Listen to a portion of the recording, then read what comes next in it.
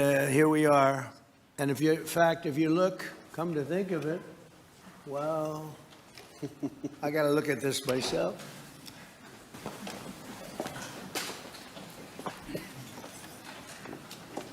Wow. What a view.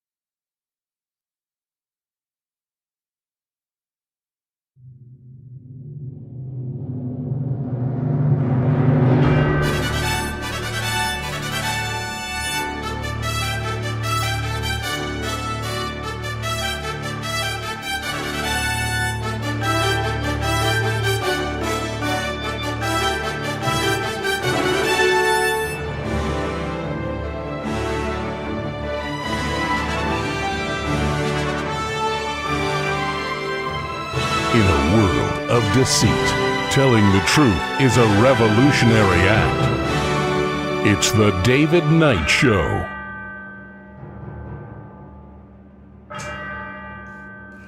As the clock strikes 13, it's Tuesday, the 28th of April, year of our Lord 2026. Well, as we look at the rebranding of ICE to NICE, is this really owning the libs with satire? Or is it really just a cynical, boasting doublespeak of tyranny? And of course, we love our pedophiles and our rapists, don't we? And I'm not talking about just Donald Trump and MAGA. No, we have a lot of love that's being shown for Michael Jackson and a lot of protection, corporate protection, to protect Prince from allegations of abuse. We have a Black Mirror dystopia that is coming true. They've rolled out, this is Boston Dynamics, a robot guard surveillance dog. Maybe we shouldn't call it a dog. I like dogs. Maybe we call them quads or something. And as AI begins to eat itself, we've got big tech that has built its fortune on intellectual property theft. Now AI is coming for the programmers, but not just the programmers. Rich, overeducated, underqualified female Democrats who typically occupy the middle-level management white-collar jobs in corporations and government. We'll talk about that when we come back. But let's begin with what is happening with ICE and the rest of this stuff. Let's remind ourselves where we are. Romans, countrymen, lend me your ears. Because mine's damaged? Caesar, not to praise him. The evil that men do lives after them. Yeah, it certainly does. And so the evil that Trump is doing, the precedents that he is setting, are going to live long time after him as well. And so he's put out this. When you look at the poster that he put out, nice agents. Yeah, good dog. It's not a good dog. This is Soviet-style propaganda. It absolutely is astounding to see this kind of in-your-face stupidity. How dumb does he think we are? Trump on Sunday endorsed the idea of changing the name of ICE to the National Immigration and Customs Enforcement, which would give the agency the acronym of NICE. By the way, this is something that everybody is giving credit to a comedian who went on to Fox News with another comedian, Jesse Waters, and coming up with this, it's going to be satire. Can you imagine how we'll own the libs, right? And actually, I remember covering this many months ago. Wayne Allenroot, he had a bunch of things that he thought Trump needed to do, and that was one of the top ones. I thought, is this guy serious? I mean, one of the biggest Trump cheerleaders out there. He's not, he is serious, but you shouldn't take him seriously. So this is such an empty nothing. Oh, if the media has to report on this, they'll have to call them nice. That'll totally blow their minds. That's right. We need some adults in the room, don't we? I mean, this is what they're saying. This is Alyssa Marie, who I've never heard of. She is supposedly a conservative influencer, a propagandist, folks. That's what an influencer is, a propagandist. She's not doing research. She's not reporting. She's not telling you the truth. She's influencing you. I have nothing but contempt for people who self-identify as influencers. But she says, I want Trump to change ICE to nice. So the media will have to say nice agents all day long. Can you imagine? They said, as they were talking about this on Fox News, can you imagine Gavin Newsom having to say, look, there's a nice SUV with all these nice agents in it pulling up? It doesn't change anything. Also, I need to look up and see if the media has actually started calling it the Gulf of America, because if they haven't, this is more just the media doesn't have to adopt your naming convention. They can continue to call it ICE. Well, take a look at the Department of War, right? They're all calling it the Department of War, but it's not been changed. The name's not been changed by Congress. So it's not officially the Department of War. It's still officially the Department of Defense. And if they do change it, I forget how much the monetary cost somebody calculated with all the rebranding and everything has to happen, all the labor to change, even the things that are just software driven, but then physical signs that have to be changed and so forth. And signage is not cheap. And so uniforms, all the rest of this stuff, how much would it cost to change the uniforms from ICE to NICE? How much would it cost? It was billions of dollars, I think, the price tag they put on it to rebrand the Pentagon. And so, again, Trump can say whatever he wants, but it frequently does what he wants, frequently has no relationship to reality that is out there. And then, of course, you had Secretary of Homeland Security, Markwayne Mullin, who says, 100% agree. Make it happen, he said. Stop and think about the fact that of all the people Trump could have picked, especially of all the senators, this guy was a senator, he picked the guy who was the least nice of all the senators. Rand Paul laid it out. What a thuggish, bullying buffoon he is. Belligerent, always threatening people. Markwayne Mullin, and so he's the one that Trump picked to put in charge of ICE. Now he wants to call it NICE. Well, he already rebranded it when he put in Markwayne Mullin, didn't he? And just go back to the name, Homeland Security. How cynical is that? How cynical is the Patriot Act? Folks, we have crossed the Rubicon a long time ago. There's a lot of sinister stuff involved in this. As I tweeted out, I said, why don't you just call it the Ministry of Love? Because your followers are so clueless, they wouldn't understand what that stood for. And while you're at it, rebrand your stupid social media to the Ministry of Truth Social. That's what I've been calling it for the longest time. So this is where we stand with these guys, by the way. And so, what is the appropriate response to this? I think if they want to be satirical about this, let's give them some satire. Here's the way I envision that logo when I saw it. The army that Germany has built up in 4 years swings in honor past Hungary's strongman Admiral Horthy. The young men of the new German Reich welded into a mighty war machine. Yeah.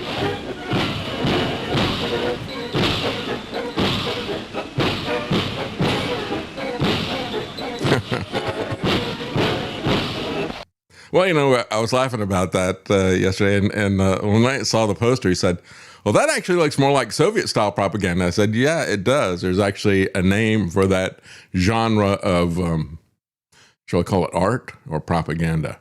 And anyway, yeah, it is a mixture, because what we're talking about here isn't necessarily fascism or communism, it's totalitarianism. And of course, technocracy, which is a completely different thing from fascism and communism, can also be totalitarian. And that's where he wants to take us. But consider the fact that both America and especially Israel have become what they fought. Yeah, people say, oh, that's so tired. You don't want to talk about Nazis. That's so, well, we got to make sure that we don't wear that word out by throwing it around carelessly. Just like the epithet of racist, right? That's been thrown around so much by the left, so much now by the right, by Israel calling everybody anti-Semitic. This is losing its power. There is really racism. And there really is this kind of Nazi mindset. And you got to ask yourself, who best embodies this in the current world? Is it maybe Israel?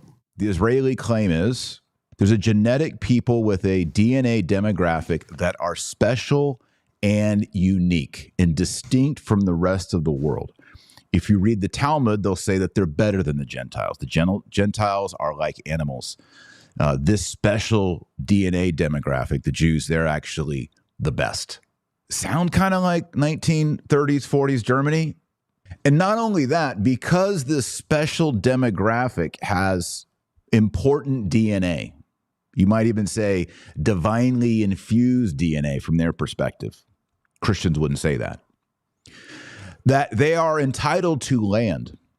And also, if you don't have that DNA, that special DNA, you can't be a part of that culture or nation or custom. You can't have citizenship. And you might be exported. You might be attacked. Your lands may be confiscated. You might be rounded up and placed in a certain area until they can figure out what to do with you. Sounds kind of like 1930s, 1940s Germany. But we're back over here to Israel. And because this nation is only for a certain genetic DNA group of people, they have a right to the land. And not only do they have a right to the land, they have a right to expand the land, to take more and more territory, to move to the west through Gaza, to move to the north into Lebanon, maybe even south, Egypt, Sinai Peninsula, maybe even get over the Jordan River. Take it all, said To Huckabee. the geographic real estate that was held and promised by, after Moses, to Joshua. You know, read Joshua, Judges, Ruth, 1 Kings, 2 Kings, all those, you'll get the idea. And what's scary about this is a lot of nations on earth, including the United States, are like, yeah, this is great. We love this, Netanyahu. We believe that y'all have a special DNA that entitles you to have a government with no celebrated diversity, Jews and Jews only. And that entitles you to the land by a divine right. And not only do you have the land, you also have the right to expand the land for your people. If you just say Aryan nation, if you say Aryan DNA, if you say Germanic Teutonic lands, expanding and reestablishing the Germanic Teutonic lands, attacking those who are within the presumed borders of the Germanic people, expelling them, attacking them, putting them in camps, it's really the same thing. Yeah, except the Lebensraum of Zionism is probably not going to stop with the area that they say is a greater Israel, that they say was promised to them, but they never got. Well, if you read the Bible, what I see in my Bible is that Joshua says, God has given you all the land that he promised you. And he didn't promise them ownership. He promised them leasehold, which is a very different thing. And he promised that he would throw them out if they disobeyed him. So yeah, there's a lot of caveats that, just as we look at Las Vegas, a city that is built on people who can't do math, Zionism is built on this fundamental theology of people who can't read the Bible and can't understand what it has to say. And they need to understand how they're being manipulated. If we actually want to specifically tackle Jew hatred on the left, then we literally need to relearn how to communicate this issue to America First, MAGA, Trumper, conservatives. Do you think that conservatives care that Israel has the biggest gay pride parade in the Middle East? They should. Israel respects international law? No, conservatives care that Israelis are having more babies than any other developed country, and that there is a strong religious character and strong national pride, and that masculinity is still valued there. Okay, we should not be arguing when we're fighting against right-wing anti-Semitism for censorship or for content moderation. But they want censorship. Platforms. They demand we should it. not be using terms like hate speech or platforming. But they do. To be using the language of America first, which most importantly is about how a strong Israel makes a strong America, because an empowered ally that is able to police its own region and fight Powered by our money. allows us to take out of our resources of the Middle East and redirect them towards the Indo-Pacific and be able to focus on our real existential enemy, for which Iran and Russia would not be nearly as big of threats as they are, which is the Chinese Communist Party. And so strengthening Israel strengthens America because it allows us to focus on China. I agree. Yeah, look at how we have been strengthened by replenishing our defensive missiles in a war of aggression that is very Nazi-like in its purposes and all the rest of the stuff. And let's understand, America doesn't get off easy like this either. We've always heard about American exceptionalism. I mean, the racist part of it, unless you're looking at this idea of the hatred of whites, if we can keep whites down, if you want to call that a kind of a racist organizing principle, that seems to be heavily involved in the federal government and these institutions that have been marched through by the Gramsci communists that are there. But, she says, don't talk to them about what we're doing with LGBT, because, if the evangelicals really took a look at how Israel has been the seminary of LGBT stuff on the forefront of this, now they're going to have a big festival right at the site of Sodom and Gomorrah. You can't make this stuff up. Maybe Trump can build a skyscraper at the site of the Tower of Babel, right? He does babble a lot. All I'm saying is I'd be looking up at the sky with some concern if I was around that area at that time. No, they have no concern for God. It really goes to show that they just don't believe it. That's right. Everything they say about Judeo-Christian, for one, that's a total oxymoron. Mm-hmm. And for two, they don't believe it. It's a flat out lie. It's just something they say to convince American evangelicals like, oh, look, we're on your side. You might as well say atheist believer. I mean, it's like Yeah. kind of an oxymoron, because you can't bring these two together if they deny Christ as they do. But Look, we're on your theologically. side, despite the fact that we drag you into wars and feed your young men into meat grinders in the Middle East. Look, we're on your side, despite the fact that we push degeneracy through pornography and Hollywood. Yeah. Everything. And all the LGBT. time. Well, when we look at America, we are guilty of wars of aggression. We are guilty of war crimes, attacking and killing people that we've gone to great deal of length to interdict ships that we suspect are violating our unconstitutional, illegal war on drugs. But we would at least have a process where we would stop them and inspect them to see if they had the contraband on board. They would not be summarily executed. In many cases, as a matter of fact, they would not even be charged. It's not a crime that under the war on drugs they were even charging people. Now we just murder the people. And if they survive the initial attack, we commit another international war crime. We circle back around and murder them in the water, the shipwrecked people. We're obviously not a threat to anyone.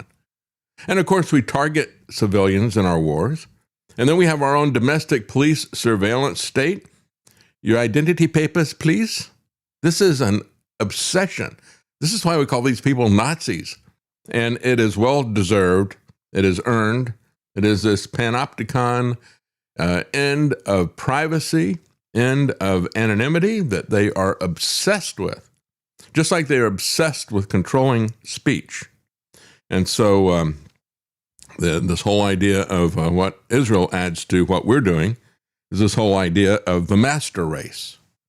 The U.S. and Israel have become what they fought in World War II, and much worse than what we fought, because they have the technology leverage now.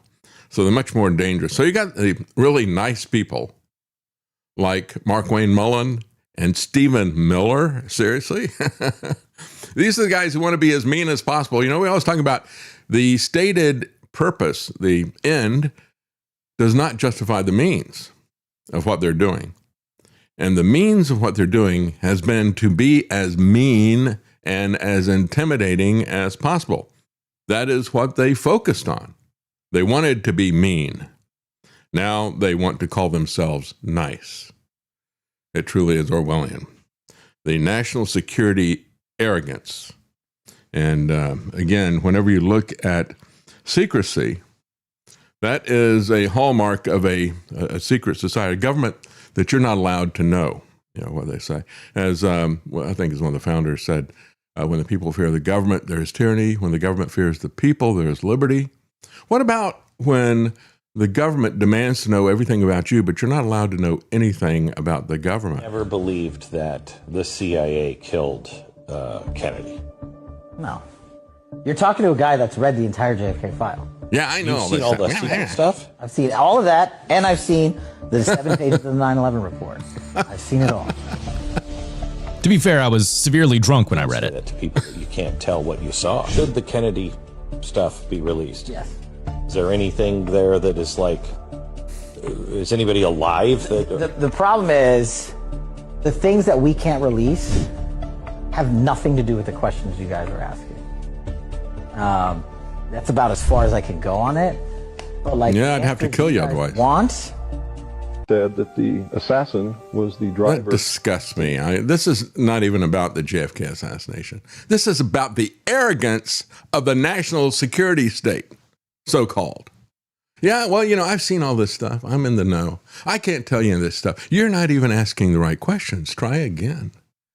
And Glenn Beck plays along with this because I think he is controlled opposition. I've said it many times, and I'm absolutely convinced. But let me tell you something. Somebody like Kash Patel, maybe that's why his eyes are like wide open. Maybe he has seen all this stuff, and he got the speech about, if you tell anybody, we'll kill you. So maybe that's what it is. But this national security state of secrecy is the head of the monster. This is how we got to where we are right now. And so Trump is backing a comedian's viral bid to change the name of ICE. Great idea. Let's do it. So it's pushed not only by this woman that I mentioned before, who calls herself a conservative influencer, also pushed by a guy who calls himself a comedian, Adam Carolla. And they say, yeah, we want the media to have to say nice agents all day. Good dog, as it growls at you, right? So again, when are we going to have some adults in the room, right? Why is this the number one priority of Jesse Waters and Fox News and all these MAGA supporters out there? Owning the left. We got to own the left. Well, how about if we were allowed to own our liberty, to own our property, our lives, our bodies? What about that? Should we have peace and prosperity? No. We just want to own the libs. It's ridiculous what is happening here. I want freedom and dignity. These people are beyond freedom and dignity. They are selling us this kind of B.F. Skinner psyop that is out there. When will MAGA grow up and stop shooting spitballs at the other side? This is just disgusting. While they're doing that, we're slow walking into, not even slow walking, we're walking into a police state. Also, I'd be okay with the tweaking their nose, rubbing their nose in it a little bit if he was actually accomplishing something of value. That's all they're doing, though. If he was on our side for real, if he actually was the man MAGA thinks he is, go crazy. Rub the media's face in it. Force them to bow and scrape and kowtow, however you want to do it. Yeah. But he's not doing anything. This is a substitute for actual achievements. So that, like I said earlier, I quoted this. He says, can you imagine Gavin Newsom? There's nice agents pulling up in nice vans. Well, I can also imagine somebody say, look at those two nice agents who just murdered people. Yeah, nice murderers. So anyway, does Kingpin know or care about any of this kind of stuff? He doesn't care about the orders. As a matter of fact, somebody said the White House, meanwhile, has not formally announced any steps towards implementing the proposed name change. Steps? There's only one step to everything that Donald Trump does. That's to write an executive order, a dictate, because he aspires to be a dictator. And these people are just fine with it, as long as he control the left, as long as he can own the left. That's all they care about. Nothing else really matters. Any official name change could require administrative action and may have legal hurdles. Well, it would also cost a fortune in spending, but We already know that the king of bankruptcy doesn't care about that. We also know that Jeffrey Epstein's pal doesn't care about any moral issues with anything as well. You know, by the way, I think C.S. Lewis was the one who had this acronym the best. He really owned the nice thing. He had a trilogy of science fiction stories, which I've not read, I got to confess. But in his Hideous Strength, which was the last one, there was an agency that C.S. Lewis imagined, and it was called NICE. And it stood for the National Institute for Coordinated Experiments. And these people were into the occult, along with other things. A powerful, seemingly benevolent scientific organization that serves as the main antagonistic force in the story.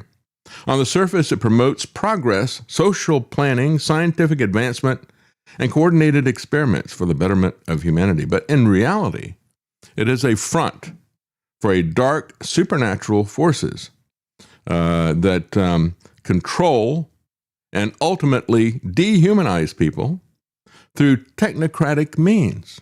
Does that sound familiar? Maybe this doesn't have anything to do with these comedians. Maybe somebody read C.S. Lewis's book, because that pretty much describes what the federal government is becoming at every level.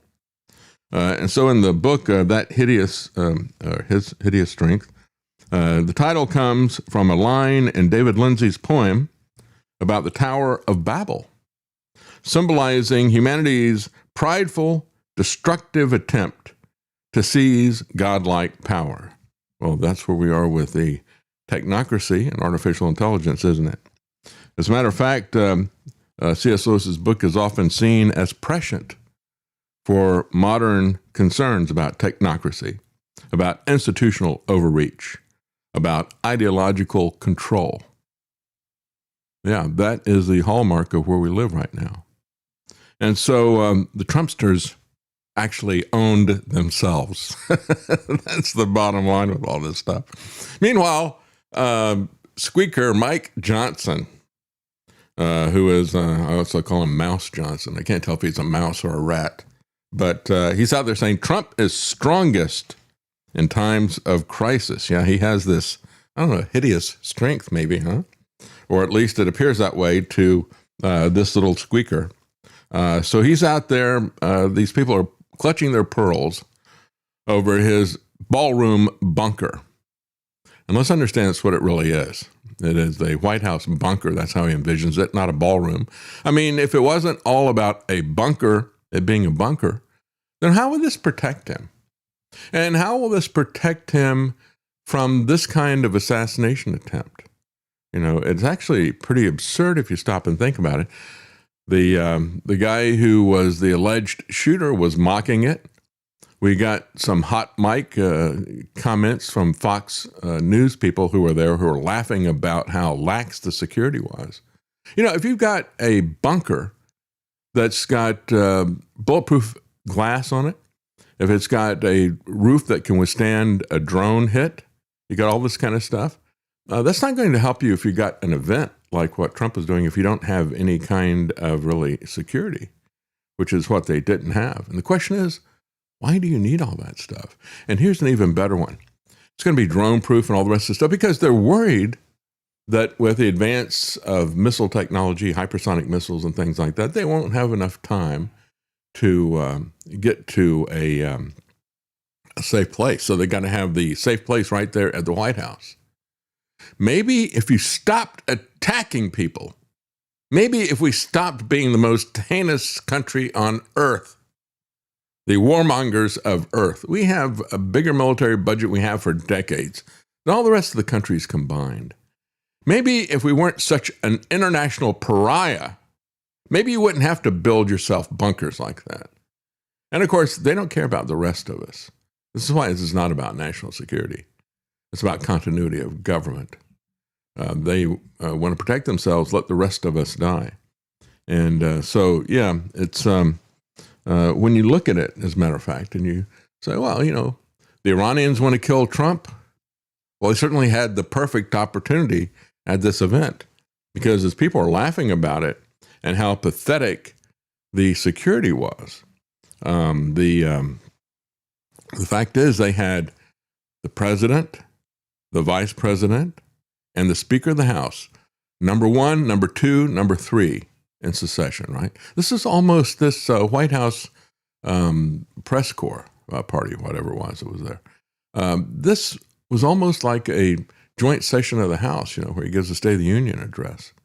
And you got everybody in one spot. They wind up taking one person out of Congress and say, you're going to be the person that is outside. So if the whole building gets nuked, we got one person that's going to be the sole survivor, right? They even did a program about that.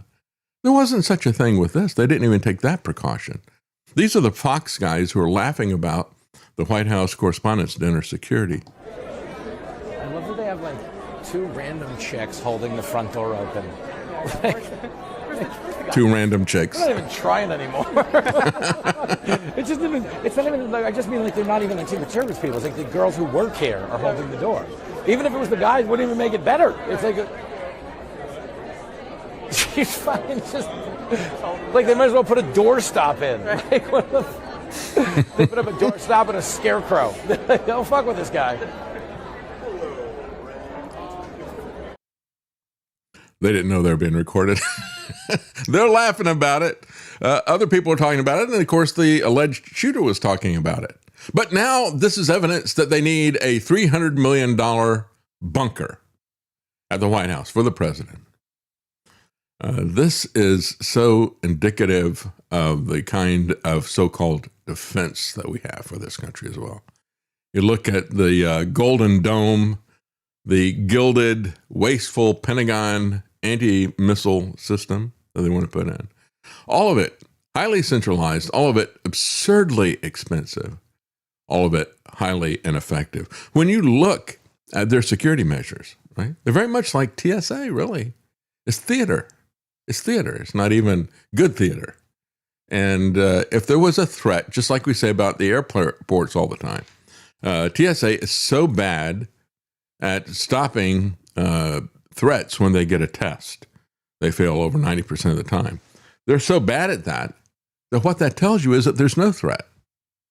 And what this tells you is that there is currently no terrorist threat from Iran, even as we are attacking them. I mean, they don't have the ability to reach the United States with ballistic missiles yet. But we are open to a possible terrorist attack. We certainly are open to a false flag terrorist attack. And yet, it didn't happen.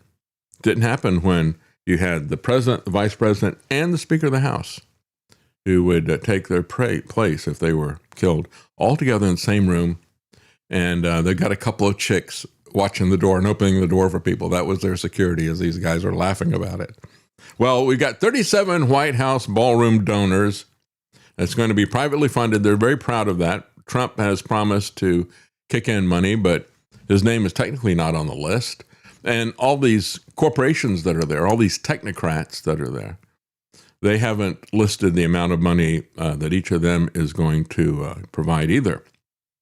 And so, the Trump owners, these are the kinds of people who don't pay taxes. By the way, as one person said about what Trump has done with this Trump oil embargo, that's the way I look at it. It's not the OPEC oil embargo, it's the Trump oil embargo. He did all this stuff. High oil prices act like a tax. This is Mr. Tax and Spend Democrat from New York City, Donald Trump.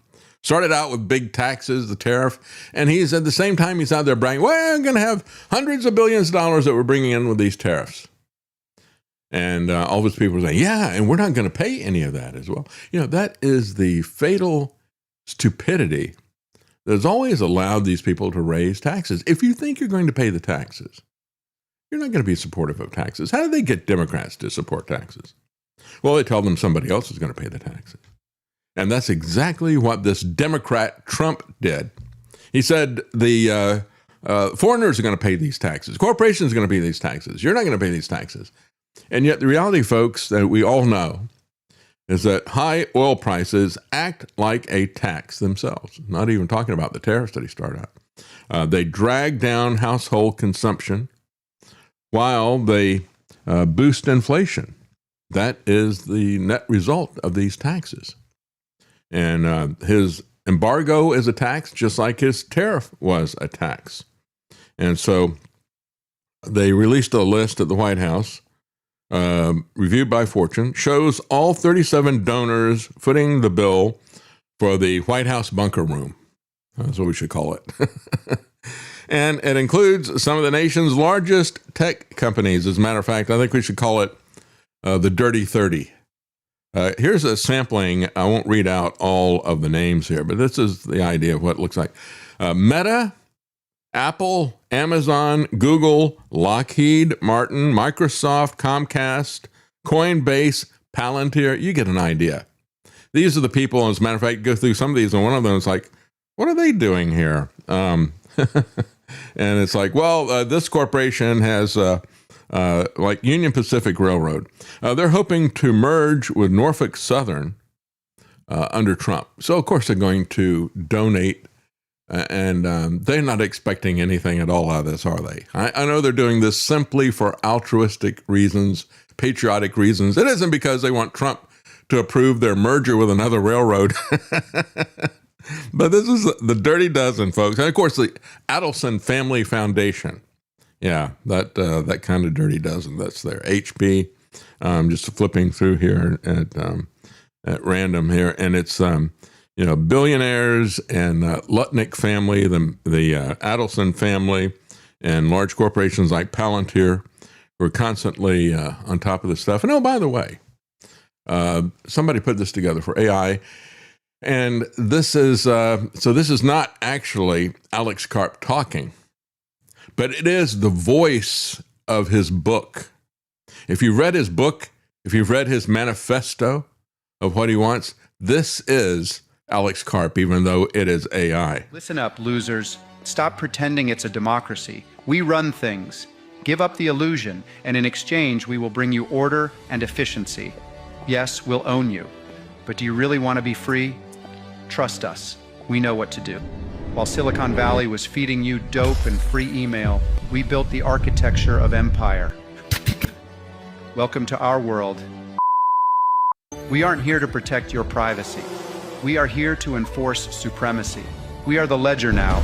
Every tax return, every Medicaid file, every license plate, every crossing. Your president signed it into being with a pen in March. You kept scrolling.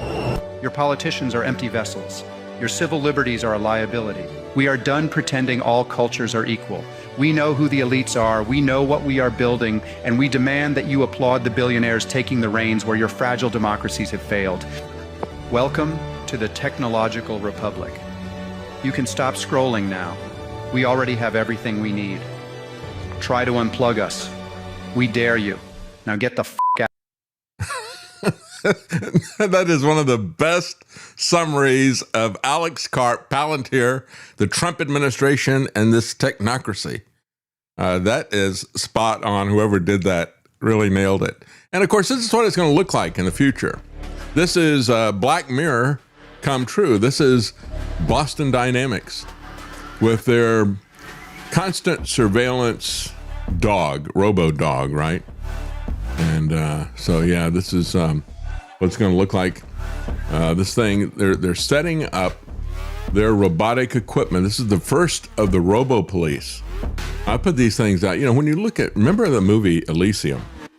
Interesting because what it did was it hearkened to Jeff Bezos's dream. It was first put out by Gerard K. O'Neill, High Frontier, the book that came out in the 1970s. I was in engineering at the same time as well. I remember what a fascinating engineering idea it was, but they wanted to escape the rest of us. And what did we get on the ground? Well, you saw that in the movie Elysium. You got the brutal robot police. Well, they don't have the bipeds working yet, but they do have the quads that are working. And these dogs are, they're about ready to let loose the dogs of technocrat war on us. That's the reality. We're going to take a quick break, folks, and we will be right back. Stay with us.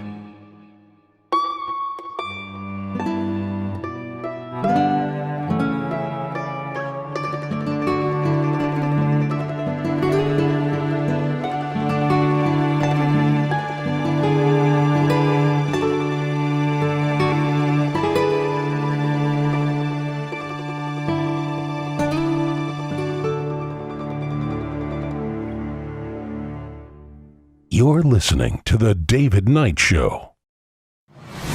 APS Radio delivers multiple channels of music right to your mobile device. Get the APS Radio app today and listen wherever you go. Welcome back. We've got some comments. I want to say thank you to Star Barkley, very generous. Yes, he thank says, you. for the gas gauge, I don't know what I'd do without the David Knight Show. You save my sanity. Well, thank you.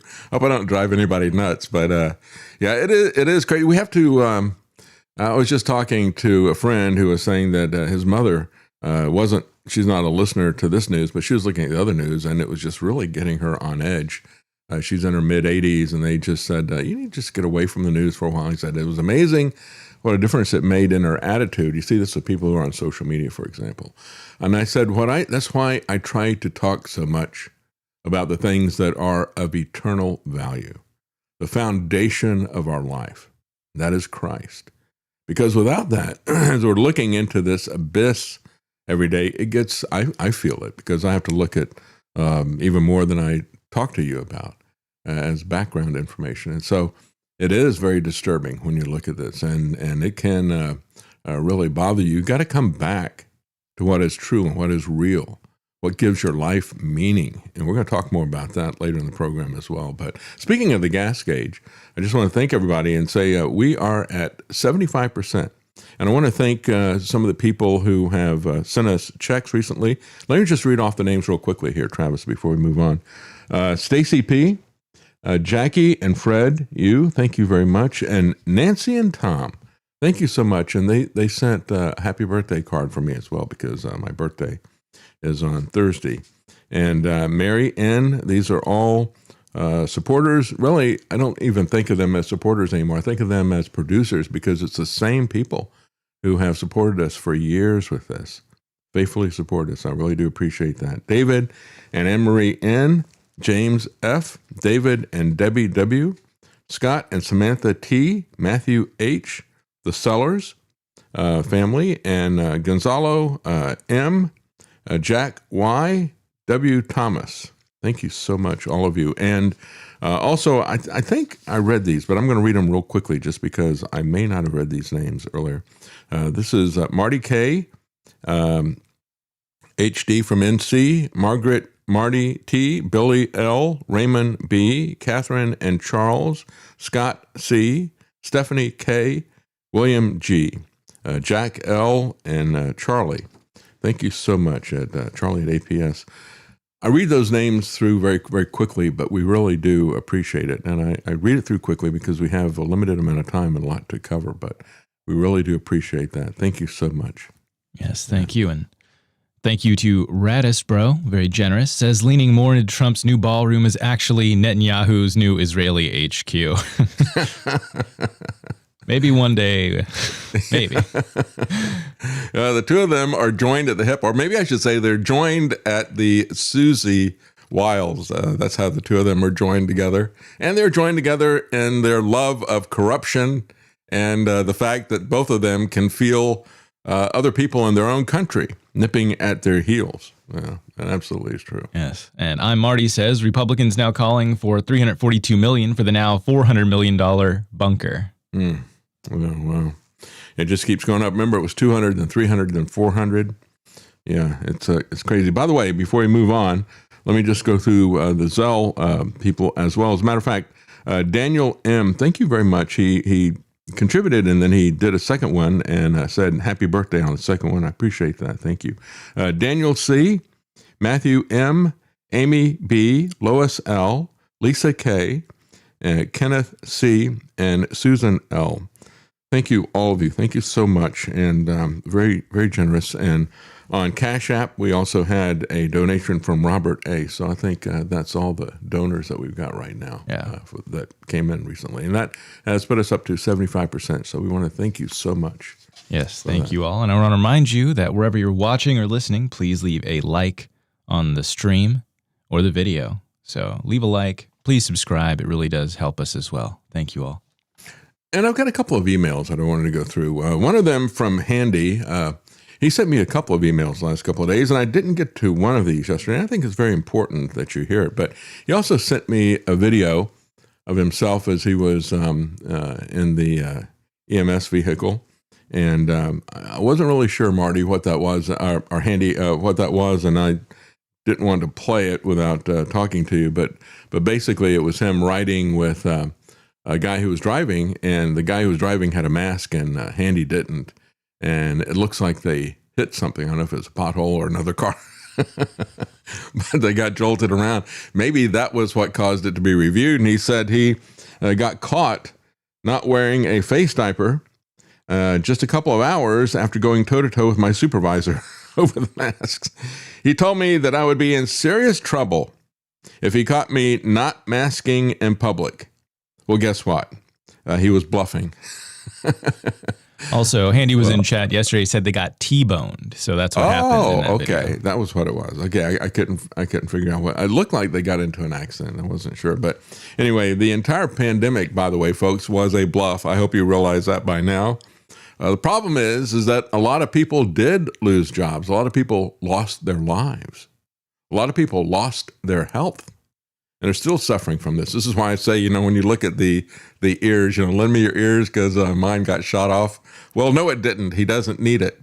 But the evil that Trump has done is going to live on long after him, even if the people who got his shot don't live on long afterward. And so when we look at real health out there, always investigate for yourself. I've talked many times about, we have RNC Stores, which supports the program. They give you a 10% discount off of anything you get there. You can read the book, A World Without Cancer, with it was done by G. Edward Griffin. And it's about B17 or apricot seeds, natural apricot seeds, which are very effective as a preventative against cancer. And it helps a lot of people even after they've gotten cancer. Perhaps if you've been damaged by conventional therapy, it may not be able to help you at that point. But many people have been cured by B17. I look at it as more of a preventative against cancer, something that's very important. And again, you can get the books, you can get the supplements at RNC Stores, but there's other things out there as well. Mel Gibson talked about fenbendazole, I think is the way you pronounce that, but also ivermectin.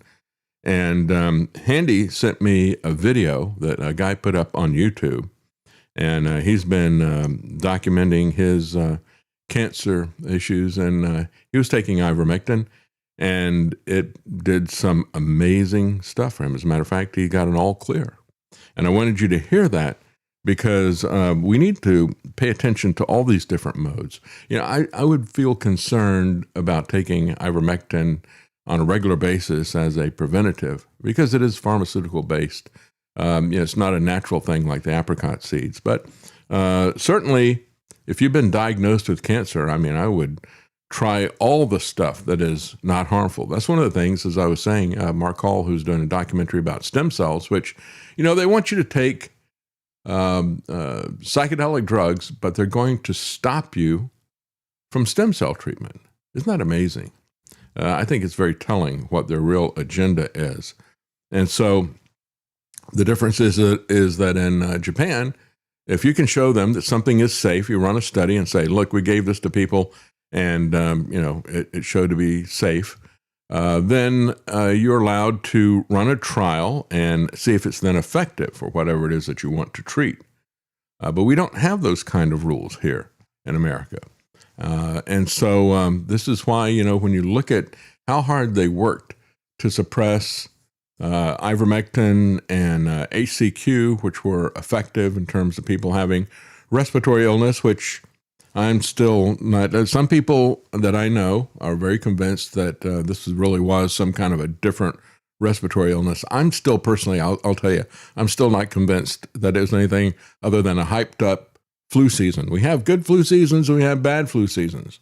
I think it was just a bad version of the flu that was going around or whatever. But I think it was exacerbated by all the treatments that they got in the hospitals. I think that was really what was happening. I think it's normal respiratory illnesses that are there. And again, I am of the opinion now after reading Sam Bailey and her husband's book, No More Pandemics, I am convinced that when you look at the cold house that they ran for 45 years in the UK, trying to see how colds were caught, right? and they couldn't transfer the colds from one person to the other. So I'm really not of the opinion anymore that it is a virus or something like that that is being transferred to people. I think it really is people being exposed to cold and your body's reaction to that. George Washington died from pneumonia, but in a cold, but he was out riding around his property when it was very cold weather. He didn't come in contact with any bats from China, anything like that. But anyway, without any further ado, this is what Handy sent me. I'm not going to play the full video. It's very long, but I just wanted you to hear the beginning of what this guy said, his testimony about how ivermectin helped him. Well, hi guys, welcome back to another episode of Eek Acres. I just wanted to give you guys a quick update. I called my doctor's office and I asked them where the results were for my urinalysis and my blood tests. And they said they're going to get those results out to me as soon as possible, ASAP. They're going to send them out today. And I asked them, I says, well, what are the results? And they gave me the results over the phone. So I will have the proof of what they told me once these papers arrive in the mail. And they said that my blood and my urine was negative of any sign of cancer. Negative. There was nothing. They said my panels were perfect. They were also looking for what is called CTC in the blood, which is cancer tumor circulating cells. There was nothing in the blood, no cancer markers at all. Nothing. The blood was 100% normal, and so was my urine. There was no microscopic blood in the urine, no signs of cancer in the urine. Like I said, they were looking for cancer tumor circulating cells because I had cancer tumors all through the bladder, in the prostate, and kidney cancer of the urothelial carcinoma, and as well as in the urethra.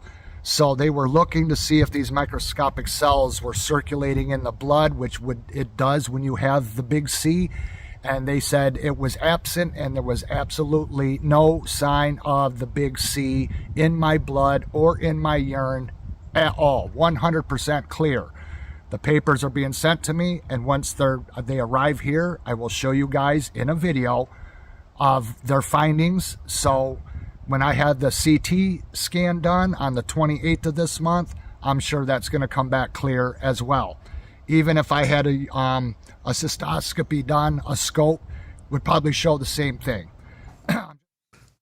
So you get the idea. And of course, does it bother you as it bothers me when I think about all the friends and family members that I've lost due to cancer, and I saw them suffer tremendously from the treatments that were given to them at hospitals? Just barbaric. We're going to look back on the 20th century cancer industry with a kind of contempt and amusement and disgust, I should say, just disbelief that something like this could exist. In the same way that we look back at the kind of treatments that they gave George Washington for his cold. They nearly bled him to death. They gave him mercury and all the rest of the stuff. We look at that and we just say, what are they thinking? That's going to be the situation with the cancer industry as well. And most of the medical industry, as a matter of fact.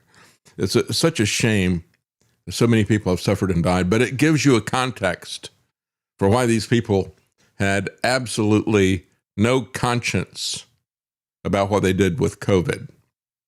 That's the reality that we face, folks. So I just wanted to give you that information and tell you that there's several different things out there that have been suppressed, have been censored, have been punished. Doctors who tell you the truth about vaccines and about these pharmaceutical things, they are drummed out. They kick them out.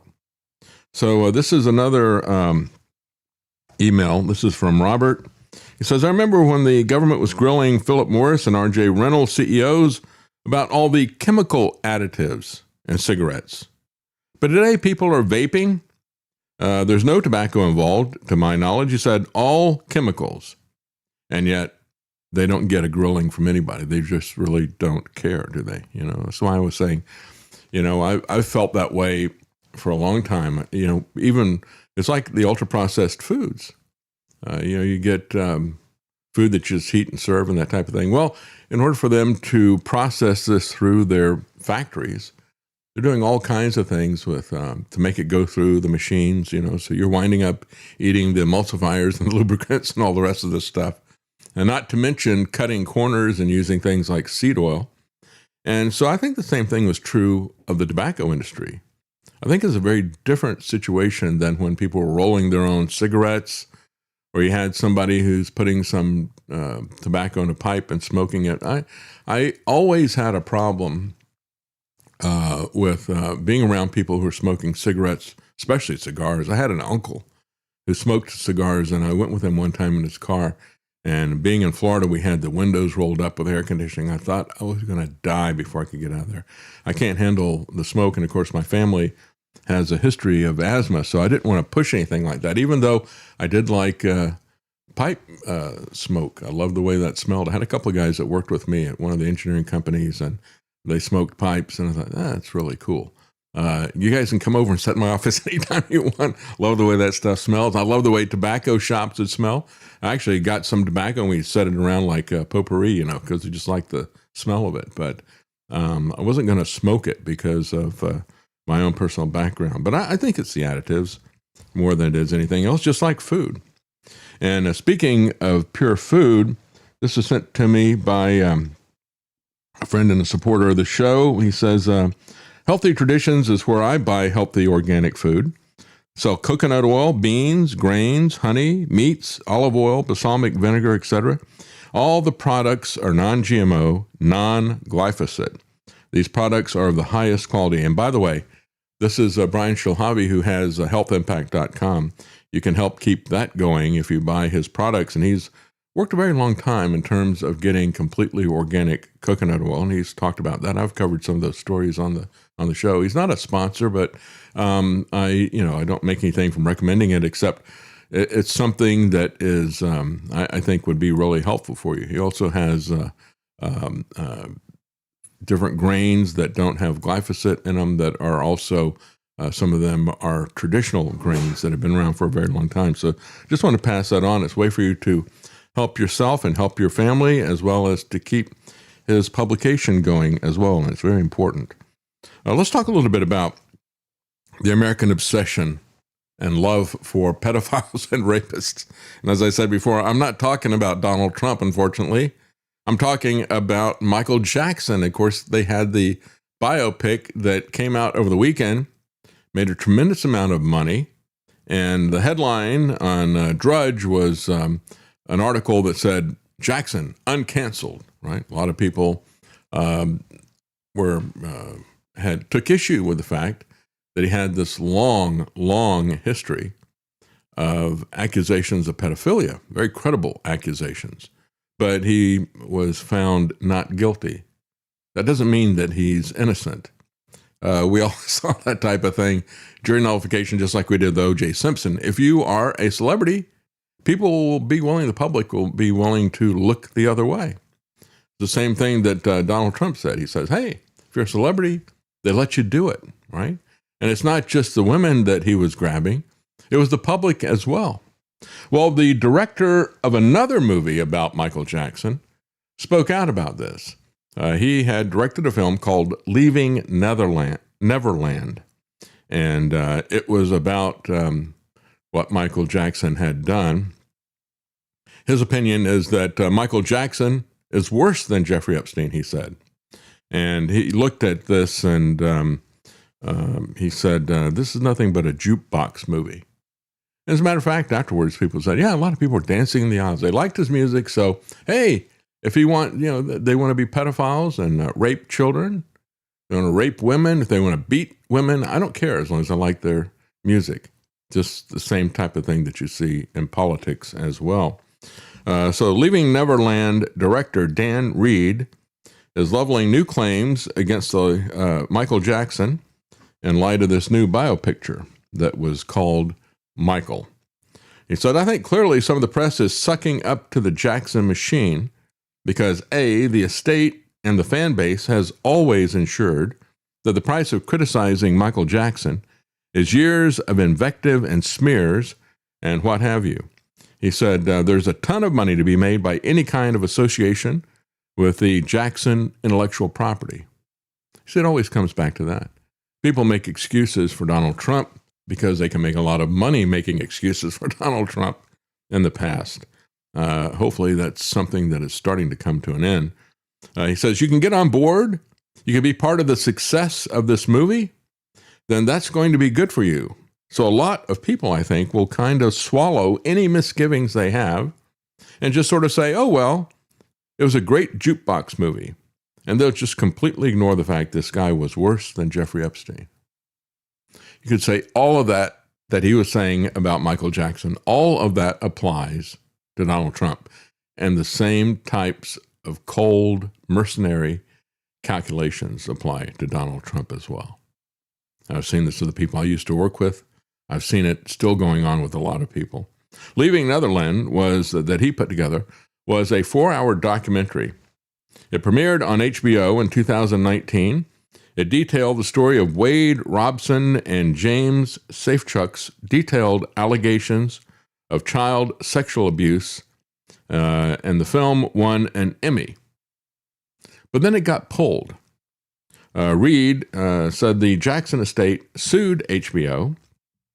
They argued that a 1992 contract with the network for a concert in Budapest included a non-disparagement clause that made it illegal for the platform to air or to house anything that was nasty about Michael. And they said that it applied in perpetuity. They said because you were going to be covering this concert he was doing in Budapest, we had a non-disparagement clause in there. And there's nothing that put a time limit on it. So you were still bound by that 1992 clause. And so, these people, they hire these big law firms and they conduct lawfare against people. Same type of thing that the Trumps do as well, right? Don't talk about Melania and Jeffrey Epstein or we'll sue you for billions of dollars. As a matter of fact, don't talk about the birthday card that Donald Trump gave to Jeffrey Epstein either. I'll sue you for $10 billion, Wall Street Journal. HBO settled out of court, and they quietly removed the documentary Leaving Netherland from its platform. So they censored this guy's movie about that.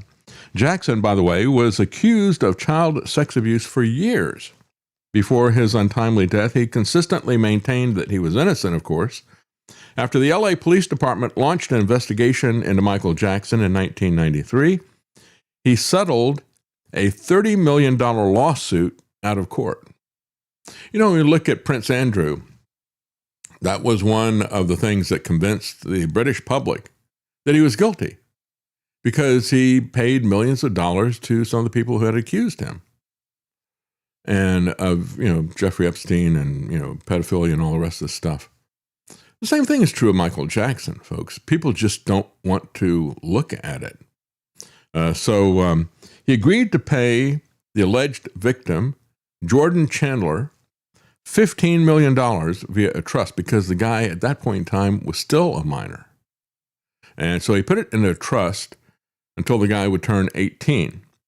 And then his parents, who settled out of court with Michael Jackson, June and Evan Chandler, each of them received $1.5 million. Doesn't sound like something, if he thinks that he's innocent, that he would do, does it? So a grand jury ultimately declined to indict Jackson. And yet he indicted himself with those donations. In 2003, the Santa Barbara Sheriff's Department and the District Attorney's Office reviewed their investigation into Jackson. And on December the 18th, 2003, he was formally charged with lewd and lascivious acts with a child under the age of 14. On June the 14th, 2004, after deliberating for 32 hours over 7 days, the jury found Jackson not guilty on all charges. Again, O.J. Simpson and the celebrity status of these people. And you can always find a jury that will look the other way. If you're a celebrity, they'll let you do it, right? Whether you're talking about pedophilia or you're talking about murder. In 2020, the Financial Times reported the Jackson estate quietly agreed to pay a $16.5 million settlement to a group of accusers. So now, it's this long chain of people accusing him. First, you got this kid and his family, pay $30 million in a lawsuit, pay off the kid, pay off the family, the parents, and so forth. Then there's criminal charges. He gets off with that. Then there's a group of accusers who threatened to come forward with new allegations of child sex abuse against Jackson in 2019. The Jackson estate reportedly brought an arbitration clause against one of the accusers, claiming that he was fabricating allegations to secure an additional $213 million settlement. Just this February, the Cascio family sued Jackson's estate, claiming that Jackson was, quote, a serial child predator who over the course of more than a decade drugged, raped, and sexually assaulted each of the plaintiffs, beginning when some of them were as young as 7 or 8 years old. But people are turning out in droves to see this film and to dance in the aisles. This is the kind of Sodom and Gomorrah that America has become. You should be disgusted by this. I am. So I learned that Michael Jackson raped little boys, said Dan Reed, the director of Leaving Neverland. He said, that's what I learned. I don't make documentaries about celebrities. I don't make documentaries about pop music or any kind of music. I make documentaries about terror attacks, about war, and things like that. So as a filmmaker, this was off of my usual beat, but I saw it as a chance to make something about child sexual abuse. So that's why he did his film. He said, how can you tell an authentic story about Michael Jackson without even mentioning the fact that he was seriously accused of being a child molester? I just don't see it. If anybody is making money, it's Michael Jackson's estate and the people who worked on this biographical picture. Wade and James, the protagonists of Leaving Neverland, have never made a cent from their accusations. People don't seem to understand if you bring a lawsuit, you don't get any money until you win in court. Well, the question is, how can they make a film without mentioning all of this? We'll just go back and look at how the fabulously wealthy Michael Jackson estate has leveraged that wealth to get lawyers to intimidate people. Because as they were making this film, Michael, it came out in January of 2025, more than a year ago as they were doing it. They said that the biopicture, which was then under production, had to reshoot a bunch of the show because they had mentioned one of these cases. And there had been when Michael Jackson paid them off to keep them silent, as part of that agreement, they said that that case and that person's name could not be mentioned in anything about Michael Jackson. And so they reshot this after a past legal agreement from an accuser was recently discovered. The film initially included the lawsuit against Michael Jackson that was filed by Evan Chandler. That was the one where he got the $15 million put in a trust for him until he was 18, and his parents each got $1.5 million. So the film initially did mention the Evan Chandler case. He was 13 at the time that Jackson allegedly raped him. So Jackson and the Chandlers settled the lawsuit out of court for reported $23 million. The settlement included a clause that the Chandlers can never be mentioned, never dramatized in a film, ever. And so this is, again, he's lawyered up. These lawyers have protected him, going to HBO and saying, back in 1992, you had an anti-disparagement clause in your contract about a concert that you were covering. So now you have to take down that film. And they did the same thing to this most recent film. He said, you get anything in there, that any agreements that they had made, any payoffs that they had given to families and to children that he had sexually abused. I'm sure they all had that clause in there. So you got to purge that. So we'll just turn it into a jukebox movie. The biopic's script included Jackson's legal battle against the Chandlers as one of the plot points before it was discovered they couldn't be mentioned. then the film had to be reshot, some of those scenes due to the legal issue, right? And so again, when we look at that, I have a question. Of course, I don't really understand how this criminal law stuff works because it is a crime the way these lawyers act. So, the filmmakers were not part of that agreement. How is it that, when you say that the channelers were part of this, and if they were making an appearance in this or something like that, that would be one thing. But if I wanted to make a film about Michael Jackson, how in the world could that agreement that they made with the channelers, how could that be applied to me? I don't understand. But of course, the other aspect of it is that they would lawyer up and threaten to sue them from here to eternity. Michael's life was complicated, said the director. That's one way to put it, right? He says, as a filmmaker, I look to humanize, but not to sanitize. But sanitize is exactly what he did. They didn't uncancel Michael Jackson. What they did was they sanitized him. So he said, I want to present the most compelling, unbiased story I can in a single feature and let the audience decide how they feel after watching it. Michael clearly remains an impactful, culturally relevant artist with a life and a legacy worth exploring. He was a cash machine, frankly. And I remember, I never watched MTV, but I remember we'd be at friends' houses or something like that. Even if you're just flipping through channels on your cable, you'd go past MTV, and it seemed like in the 80s, every time we'd flip past it, he's doing that Thriller thing, which I thought was disgusting in and of itself. Little did I know that what he was doing with kids. So then we get to Prince, and I won't spend as much time on Prince. This is somebody who was a ex-girlfriend of his, we'll just put it that way. And she was speaking in a documentary, and she was talking about how he used to beat her. But now they are shutting that down as well. You will not speak any evil of somebody who has a very profitable catalog, right? Because the love of money is the root of all evil. And the love of money is the root of covering up the evil that people do over and over again, whether it's an entertainer or whether it is a politician who is an entertainer, like Donald Trump. Well, we're going to take a quick break, folks, and we'll be right back.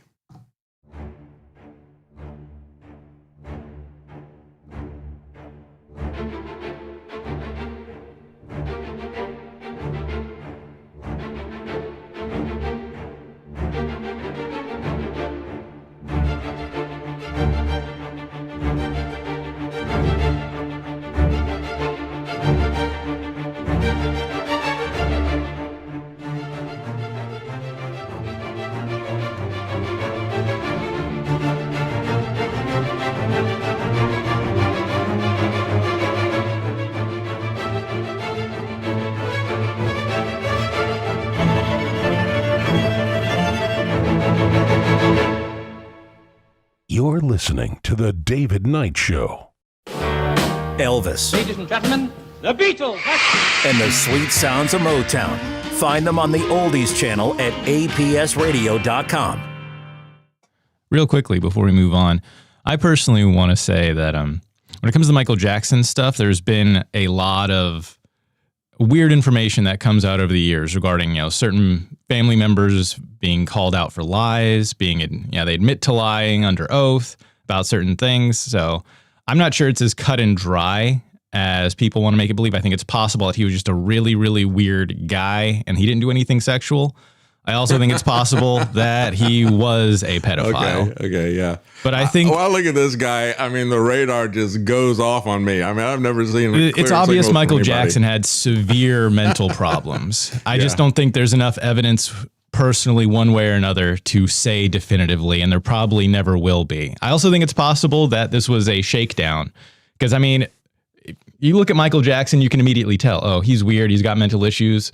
And, if I put my kids in there, maybe I can shake him down, get a claim out of it, because the public is automatically going to think, oh, well, Michael Jackson's a freak. Well, Travis, I would say watch this guy's documentary and then get back to me, okay? I didn't watch it because I just don't want to focus on those types of things. It's disgusting. But I just thought his entire persona was beyond disgusting. And the obsession and the idolatry of his fans.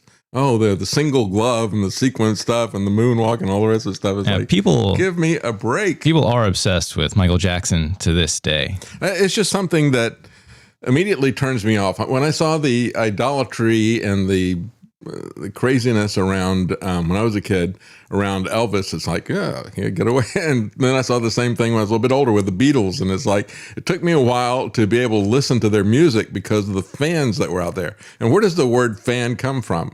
Comes from fanatic. If you're going to get fanatical in your worship of some pop star or politician, I'm sorry, I'm out of here. Just can't handle that kind of stuff. It's such an incredible turnoff to me personally. Prince is the one I really don't understand. No, I've never heard a song from Prince and I was like, oh, wow, this is amazing. Like, this is a song. It certainly is one of the songs of all time. Well, when we talk about the impact of politicians, this article really kind of sums it up. This is from The Atlantic. Texans will decide if Jesus was a lefty. And they're talking about James Tallarico's campaign for Senate in Texas. And I think that's why this is an important race. Jesus is far more important than this country. Jesus' kingdom is far more important than America.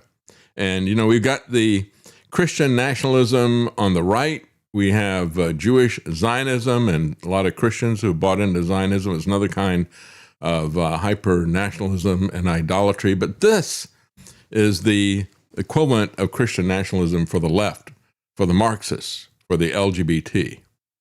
And that's why it has to be opposed. James Tallarico has come up with some very novel perversions of some quite obvious text. And, of course, when the left looks at it, when you got people like Stephen Colbert or people like The Atlantic, they haven't read the Bible. They are not interested in reading the Bible. If they would even do a casual read, they would see how this guy is twisting and inverting the stuff that he's talking about. But they're not going to do that. So instead what they'll do is they'll repeat the claims that these pastors wanted to kill him, want him to die or whatever. And it's like, nothing could be further from the truth. So while some might pray for hope for peace in such dark times, others are praying for the death of James Tallarico. This is the clueless way that the Atlantic article by Elizabeth Brunig begins. So James Tallarico, who, by the way, he knows better than this. He's read in seminary, he's read this, and he knows that he's twisting it and perverting it. And it really is kind of satanic in the same way that Satan quoted verses to Jesus. But the Bible says this, you know, didn't God say that? And so I think our response needs to be, no, God did not say that. So he says, these people, these pastors who are associated with the group of churches that Pete Hegseth goes to, another guy who's basically twisting in a different direction, twisting the Bible for his political purposes. They said he prays that God kills Tallarico. They later on said, well, what we meant was he'd be crucified with Christ, right? And so that is terminology that is used metaphorically throughout the New Testament. Any Christian or anybody who's read the Bible would know that. It's the same kind of illiterate misunderstanding of Christianity that the Romans thought when people were talking about communion, that they were talking about cannibalism, eating his flesh, drinking his blood, that type of thing. And that was not the case with that either. But it's that kind of, that shows really what a pagan society we've become. And it shows the failure of everyday Christians to talk to people about what we believe and what we understand. We're called to do that. You know, that's the whole purpose of evangelicals, right? What is it? It is announcing the good news. We don't necessarily have to convince people, but we do have to say what it is. And if you don't say what it is, then people have no idea what you're talking about. When you're talking about the blood and flesh of Christ, or when you're talking about being crucified with Christ, setting your desires and your goals in your life, setting that aside as if that all died, so that you can be risen with Christ in a new life. That's what's really being talked about here. And so these two pastors insist, says the Atlantic, as if they are lying. They insist that their remarks were not sincere expressions of violent intent, but rather metaphorical calls for Tallarico, a Presbyterian seminarian, to find salvation in their brand of Christianity. It's not their brand of Christianity. Every brand of Christianity except Tallarico's understands that. And so I think they even throw this in there. Well, he's a Presbyterian seminarian. I would just have to say, anybody who gives that seminary that he's going to a second thought needs to have their head examined. I think they're probably the biggest losers out of this whole thing. The fact that this guy is still a student there, he should be flunked. Anyway, Tallarico, they said, shrewdly responded by offering forgiveness. You may pray for my death, Pastor, but I still love you more than you could ever hate me. Well, it's not hatred to say that you need to crucify the things in your life that are separating you from having a close relationship with Christ. That's actually love, to talk to people about how they can have a better life now and eternal life forever. That is not hate, but it's always perceived as hate, isn't it? Again, the question is, does Paul hate him? Because, the Apostle Paul called for Tallarico to be crucified with Christ. He called each and every one of us to be crucified with Christ. So the Apostle Paul, was he trying to kill James Tallarico? Well, according to James Tallarico, yes. He also focuses on his obsession with LGBT, saying God is both masculine and feminine and everything in between. Well, there's nothing in between masculine and feminine. He says God is non-binary. Well, I just have to say, if you are always talking about how we have to honor other people's pronouns, why don't you honor the pronouns that God used in his word? So the issue is that he rejects the fact that the Bible is God's word. So if you reject that, why don't you go do something else rather than going to seminary, right? Stop pretending that you're a Christian if you reject God's word. By definition, the Bible defines what that is. You don't define what it is. And so he quotes, he says, if you got a problem with Apostle Paul, right? He says, Apostle Paul said there's neither male nor female in Christ. He was not talking about a lack of gender. He was talking about a lack of division and how there was not different classes of people. He wasn't saying that the biological sex and gender were now erased. He wasn't saying that at all. And so again, he's constantly going through here when he talks about crucified with Christ. That's from Romans as well. But he just says, when you have God, he doesn't get to pick his pronouns because James Tallarico is going to pick them for him. And it is incredibly dishonest what he is doing. And when he talks about there's neither male nor female and all the rest of this, what he's talking about is the fact that we understand as Christians that women have a different role, but they are not second class in terms of their relationship with God. What he's saying is that everyone, whether they are Greek or Gentile, Jew or Gentile, right? He talks about Gentiles as Greeks. So he says neither Jew nor Greek. So there's not a distinction. Jews are not special and all this stuff, and men are not special. They've got different roles, and but they still have either a relationship with God or they don't have a relationship with God. And he also says the same thing about slave and free. So what he's saying is that no matter your station in life, no matter what sex you are, what ethnicity you are, None of those things are a barrier between you and God.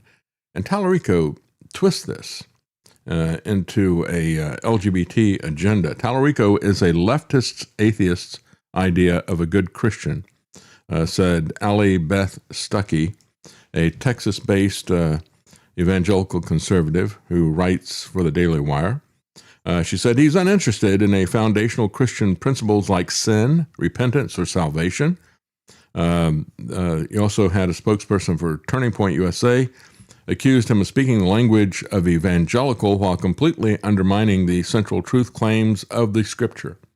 Well, no, he's not speaking the language of evangelical. He's not proclaiming Christ. And that's really what we talk about. We don't have to win an argument with somebody. We just proclaim what he has done. And then it's between that person and God as to what they do with that information. So I don't have to convince people of that. I just announce the reality of it. And then, of course, on the right, we've got the secular-based Israel worshipers, just like you've got Tallarico, who worships LGBT. And, of course, the prime example of that has become Mike Huckabee. I get asked all the time because I'm a Christian, and they say, well, why are you so supportive of the Jewish people? I said, you can be Jewish, you don't have to have anything to do with Christians, but you can't be a Christian and not understand that your entire faith is built on the foundation of Judaism. So for Christians, we look at Christ is the foundation. A moral debt that we must repay. And therefore, I don't understand anyone who says, I'm a Christian, but I don't really want to support the Jews. Well, how can you do that? But it is not the view of those of us who are what I would call biblical believers that accept that what the Scripture says about the Jewish people. In Genesis 12, those who bless Israel will be blessed. Those who curse Israel will be cursed. It gets pretty simple. I say it doesn't say that every day in this country. He misquotes the Bible in the same way that Tallarico does. And I got to say, this is the same type of thing that I see dispensationalists do all the time, that constantly are removing Christ and putting Israel in the place of Christ. In that announcement to Abraham, that was, I will bless those who bless you, Abraham, the singular you, and curse those who curse you. And I say, oh, see, that's about Israel. And then he says, and through you, all nations will be blessed, right? Through your seed, as Paul points out, the seed is singular. He's talking about the Lord Jesus Christ blessing all nations, not a political entity called Israel. And this is where the dispensationalists and the Zionists get it incredibly wrong. They make the entire Old Testament about Israel rather than, all the kingdom prophecies they make about Israel rather than about Christ and his kingdom of heaven. It is something that we need to speak out against because it matters. And folks, it matters more than what is happening with Republicans and Democrats, far more than that. It's a much more important issue to get that right. An alliance with right-wing Christians has long played a valuable role for Republicans in the ballot box, and so has a relationship with a foreign political entity that they're completely owned by at this point. So Huckabee says, we've got a debt to Israel. No, as sinners, we all have a debt to God, and each and every one of us, as the Old Testament prophet Isaiah said, all have sinned and fallen short, right? And so there's no one who is righteous, not one, said Isaiah. That's why we need Christ. He was the one who paid our debt. I don't have a debt to Israel, and I don't have a debt to God because Jesus paid it all. That's the Christian message. Huckabee is selling you a perverted version of the Christian message, just like Tallarico. And I'm sick and tired of these politicians like Huckabee and War Pete on the right and Tallarico on the left, twisting and perverting Christianity. You better leave it alone. We're not going to leave you alone. This is far more important than your little career and your political ambitions. Stop twisting this stuff. So again, Tallarico has described Christian nationalism as the worship of power instead of Christ. Well, that's true of his Marxist liberation theology and his worship of LGBT. He's doing that because he wants political power. What he's doing is incredibly cynical. I cannot believe that somebody who, as he says, he grew up in a church, he doesn't know what crucified with Christ means. Come on. This guy is playing games with us. Tallarico will need to widen his coalition, but the moderate Christian conservatives and independents he needs to attract are likely wary of his unorthodox approach to faith. So even The Atlantic says it's unorthodox. Well, what do they mean by that? Quite literally, unorthodox means not right. So it's not right. It's not just a novel approach that never occurred to anybody in 2,000 years. It's actually wrong.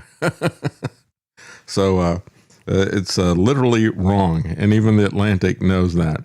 One person who is a Catholic high school teacher in San Antonio and a Democrat said he agrees with Tallarico on a number of policies, including immigration and strengthening the state's energy grid. But he said he's allergic to any candidate who uses faith as part of his brand. Camacho added that he found Tallarico's comments about the conception of Jesus implying a right to abortion silly and unfortunate and offensive. Yeah, his position on abortion, again, is a novel, wrong approach. He said, well, you know, the angel announced this to Mary and had to have her permission. You know, God is pro-choice. If she didn't want to have the baby, you know, he would have aborted it. Whatever. So he said the conception of Jesus implies a right to abortion. And Camacho says that is silly and offensive. He doubted that anyone takes that kind of reasoning seriously. And I don't think that Tallarico does either. I think he is a dilettante. He is just telling people what they want to hear. You know, the Stephen Colbert's and everything, just in awe of that. Wow, it's amazing. Look at that. He even turned Jesus' birth into an argument for abortion. Yeah.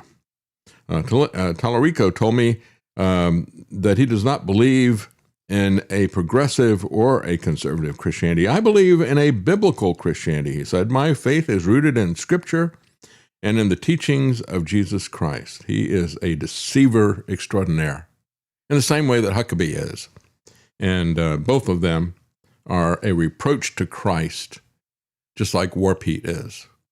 War Pete is he is the antithesis of Christ's teaching, and it really offends me that he presents himself as a follower. As Tallarico calibrates his balance of faith and politics, he'll also need to win over non-religious people.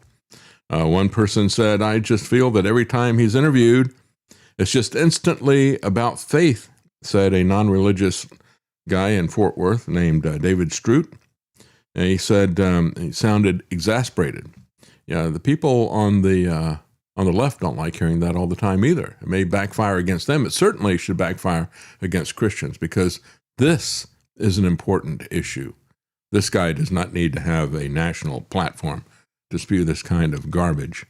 Well, let's take a higher approach to this, and let's, you know, what is the argument for God? As I've said many times, my core thing, other than until we get into this Zionism and Christian nationalism and Christian Zionism and whatever you want to call Tallarico's crazy fantasies.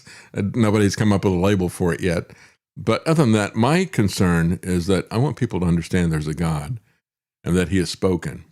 If you really believe that, you're going to investigate it for yourself. And Jesus has promised, if you knock, it'll be opened. If you ask, you will receive. If you seek, you will find. And so there's an interesting documentary that's about to come out. It's called The Story of Everything. Today, I'm going to tell you a story which may seem very strange. Galileo, Kepler, Newton. Each tried to explain events in the history of the universe. Has the universe always been here?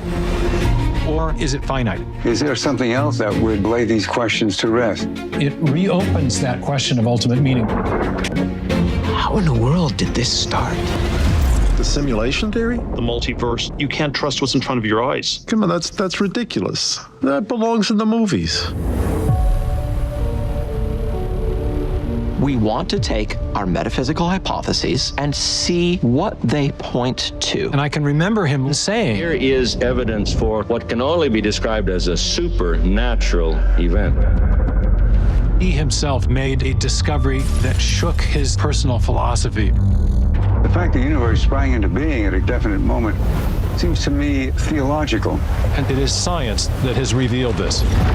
We're dealing with a system of manifold, complex design. Gravitational force compared with a weak nuclear force. 1 part in 10 to the 10,000. 1 Not part too in 10 fast, to the not too 20. slow.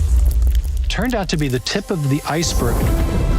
We associate information with a rational intelligence behind it. It had an uncanny resemblance to a digital bit string, very much like an information carrier. You can read the same segment forward to get one protein and backwards to get another. It struck us with a tremendous impact. Without guidance, we would get a life-unfriendly universe. Many organisms have beauty beyond anything that's relevant for their survival value. The concept of life as a cosmic phenomenon should have many consequences. The question then was, what does one do about it?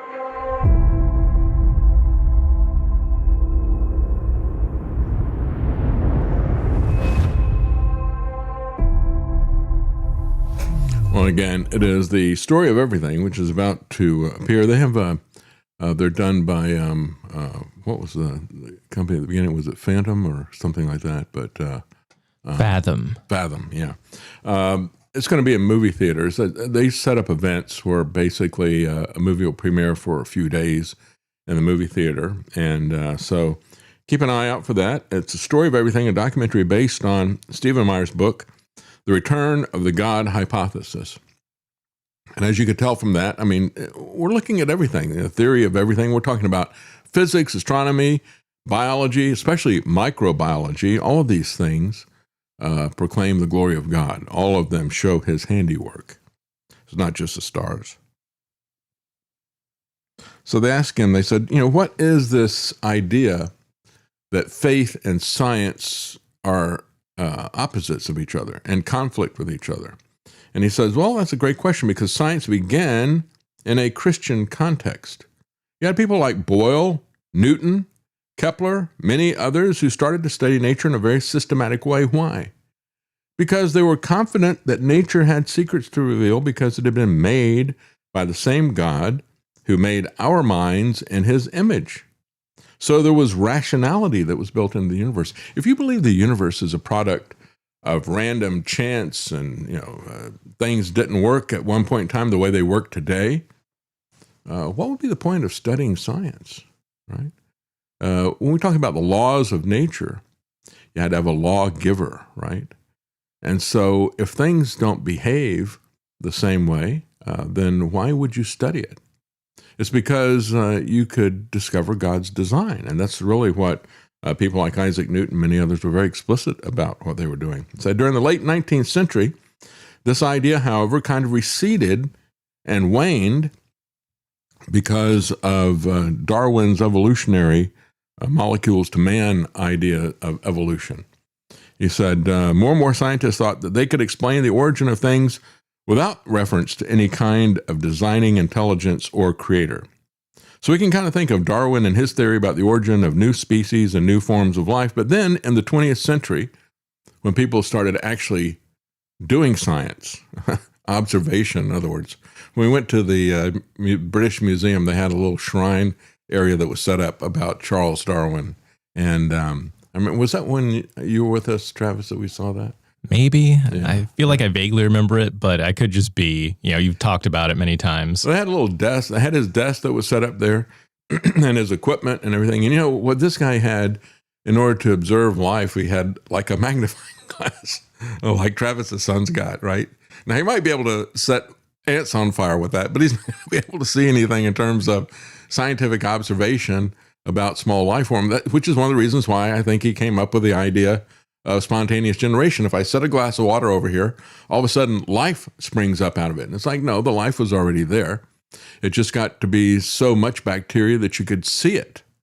It didn't spring spontaneously out of water. And yet we still see that. People say, well, we know there's life on these other planets because we can see water there. It's like, well, water is a necessary condition, but it is not a sufficient condition of the kind of life that we know. So anyway, Then in the 20th century, and this is the story of the film, the story of everything, there were 3 great discoveries that were made. First discovery was that the universe itself had a beginning, and that suggested the need for an external creator, something or someone that was beyond the universe and outside of it. And again, when we talk about this, the Bible was clear thousands of years ago. In the beginning was the Word, Logos, and that really implies intelligence and design. And there has to be intelligence and design when we look at the way the world is set up. So the second discovery was the discovery of something physicists now call fine-tuning. And that's why I say it had to be designed, because if it was off just a little bit, if this was moved, if the Earth was moved a little bit further away or this or that, then it would be catastrophic to life. And so we have this Goldilocks situation. How did that happen by random chance? Well, the reality is that there isn't a chance that that could happen. And so this whole idea of fine-tuning, the idea there's very basic parameters of physics, the strength of gravitational attraction or the strength of electromagnetic attraction, or the strength of the force that's causing the universe to expand outward from the beginning point. All of these things turn out to fall within very narrow tolerances or ranges, outside of which life and even basic chemistry would be impossible. And then the third one, I think the most compelling discovery of all, is the discovery that our lives depend essentially on an automated factory on a miniaturized scale that is all being governed by millions and millions of lines of code. Yeah, the Word, right? So we wouldn't explain the origin of the iPhone without reference to Steve Jobs, right? And, we always look at this and it's like, who made that? And yet when you look at our bodies, why would someone not say who made that? Who did that design? If you say that, you don't really appreciate what is unique about it. That's one of the things I got to say. I didn't like science until I got into engineering in college, because in the elementary school area, it was all earth science and biology and things like that. And it was like a National Geographic movie. Everything was about evolution, evolution, evolution. And they dumbed everything down to skeletons and comparative anatomy. But when I started teaching the boys, we found a curriculum that basically looked at the unique aspects of very different animals. Take the woodpecker, for example. It's got a tongue that goes up and around its skull, incredibly long, so that it can get the insects out of the holes that it drills. And as it's drilling the holes, it's got special shock absorbers in its skull that are unique to it, right? And even has feet that are designed for it to hang on to the vertical trunk that is there. So you look at all these different aspects. If you take one of them away, the woodpecker doesn't work. So they all have to be there simultaneously. The simplest example of that is sexual reproduction, how complicated that is, and how all of these, both male and female, have to be there simultaneously, and all their complications, or nothing works. That and flowers and bees. Yeah, exactly. You have to have both of those at the same time, or at least an insect that does pollination, or the flower doesn't get to reproduce and the insect doesn't have a food source. That's right. Yeah, people don't think we're going to be talking about the birds and the bees, right? Well, we are. Anyway, most striking features the presence of literally digital code, the DNA, that is directing the construction of tiny miniature machines that keep us alive. So he says, the question is, the one question that you want viewers to be asking themselves when they see your documentary, said the interviewer. And he said, well, the question that I think we leave people with is the sense of, does my life have meaning? He said, I did an interview with Piers Morgan in Britain a couple of years ago, and we were talking about this crisis of meaning, that people don't believe that their own lives have any lasting or enduring meaning. And, when you talk about that, my mind always goes back to Hillary Clinton. It always was about the politics of meaning. She used that phrase over and over again. I thought that was such an odd thing to say. And then I thought about the fact that for her, politics gives meaning to her life. That's why it was so devastating for her when she lost. That's the thing that gives meaning to her life. And I thought, how sad and pathetic that really is. He says, it makes sense if you are a materialist because nothing can mean anything to a rock or to a planet or even to a DNA molecule. Things only mean things to people. And yet we all die. So unless there is a person whose existence persists beyond our grave, beyond our death, there is no possibility of ultimate meaning. And I think a lot of young people, in a particular sense, understand that. I think it underlies a lot of the sense of anxiety that people have. It certainly affected me that way when I was a teenager. And I think when you look at our society, because we have lost the meaning of life, right? And because we don't understand what that true meaning is, that's why you have this rise in suicides and euthanasia and abortion and all these other aspects of it. I mean, you can just look at that streamer, Clavicular. Look at his life. He's this wretched synthesis of hedonism and asceticism, and he can't enjoy either of the two extremes, even for the fleeting pleasures they offer. He takes so many drugs so he can stay up and be stimulated, and it destroys his body. Wow. He works out constantly, but he's, again, out of shape, and because the drugs are destroying him. Wow. It's just, he is a truly sad, empty individual. You can see it in his eyes when you look at him, and yet people aspire to be him because they don't think there's anything else. Like, well, I'm as empty as he is, but I don't have fun. I don't get to go to these parties. I might as well be empty and be like him rather than have the nothing I have. At least he's got more nothing. Well, yeah, I've seen his picture and I've seen his name a lot. I've not really looked into his life. I think when I look at these stories out there about longevity and how you got these people who, the technocrats who think they're going to live forever and they're doing all these different things. There's a guy who's very, very wealthy. He's a multimillionaire. I don't think he's a billionaire. But he sold his company and he spends all of his time on supplements and exercise. He even got blood transfusions from his younger son. This guy is obsessed. He's got every metric he's constantly doing to try to preserve his life. And I look at it, it's like, for what?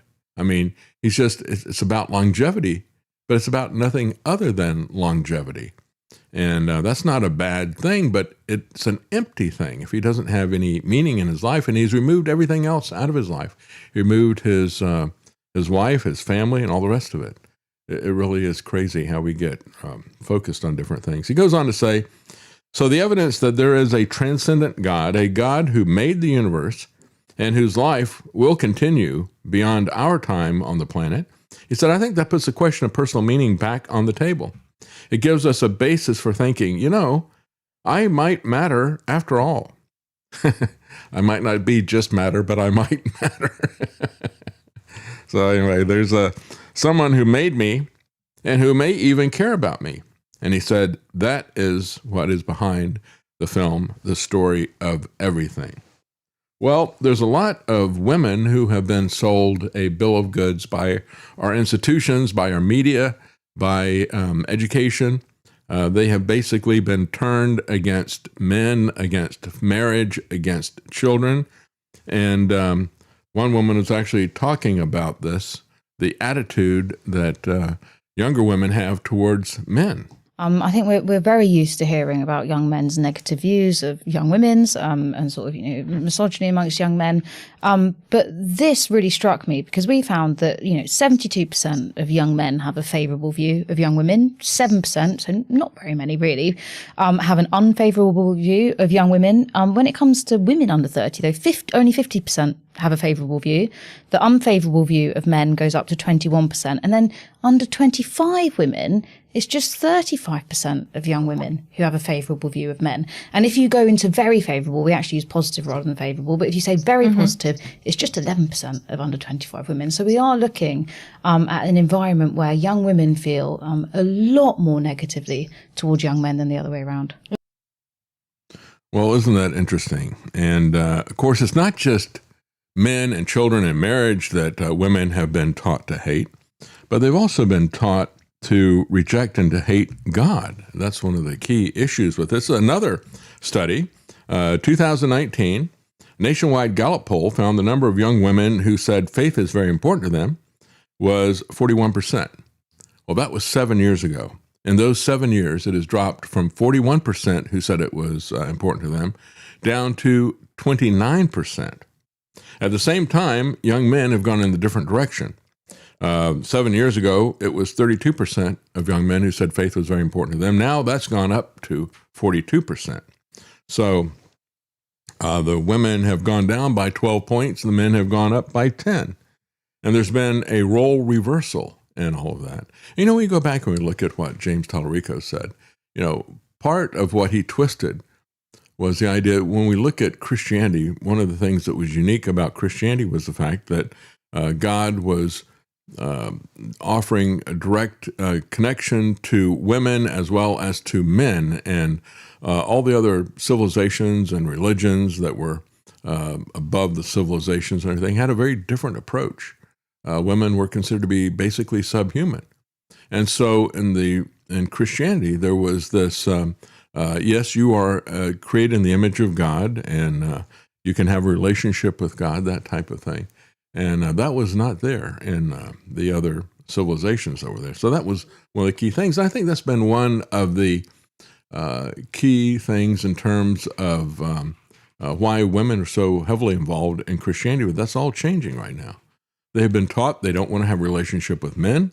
They don't want to have a relationship with God. They don't want to have a relationship with children. And that is all a lie. They've been taught to give up a lot of things and to love themselves, right? And we were told 2,000 years ago that in the last days, people become lovers of themselves. And that is what they have been recruited to do. As a matter of fact, Ashley Lalonde, a researcher, sociologist, said the story is more complicated than young women just rejecting faith altogether. She said, churches can't ignore how closely Christianity in America is now associated with a political conservatism. And she said that that is driving them away. Well, I would say that if it's about politics, whether it's conservative or liberal, that is going to drive people away, because church is not about that. And, you know, it's your relationship with other people who are trying to help to establish their relationship with Christ and with you, and you're there to help each other. She said, we're seeing statistically that young women are much more liberal, young men are much more conservative. I don't think that's the answer at all. Actually, there are studies that show that men have become slightly more conservative, but women have become drastically more left-leaning. Mm-hmm. Men have largely stayed the same in their beliefs over the years. They have shifted a bit here and there, but women have gone radically left-wing. That's right, yeah. Well, you know, the interesting thing is that, let's see if I can find this in the, I want to skip over to this and what I was talking about in terms of women losing their jobs. This is, as some of the people looked at this, and of course, our wannabe master, Karp, has said, well, we're looking at some massive sociological change because we're looking at massive replacement of jobs, mostly for liberal Democrat women who have high-paid positions in middle-level management and in the federal government. They are the ones who are going to be replaced.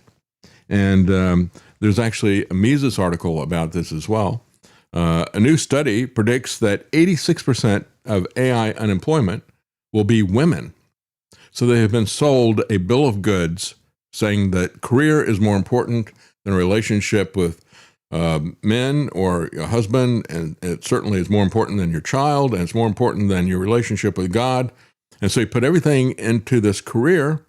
You're making a lot of money. You're overeducated and underqualified for a lot of other things, and then the rug is going to be cut out from under these people. We're going to see a massive societal change. And again, when you look at this stuff, it always amazes me when you look at something as bad as the lockdown and the pandemic.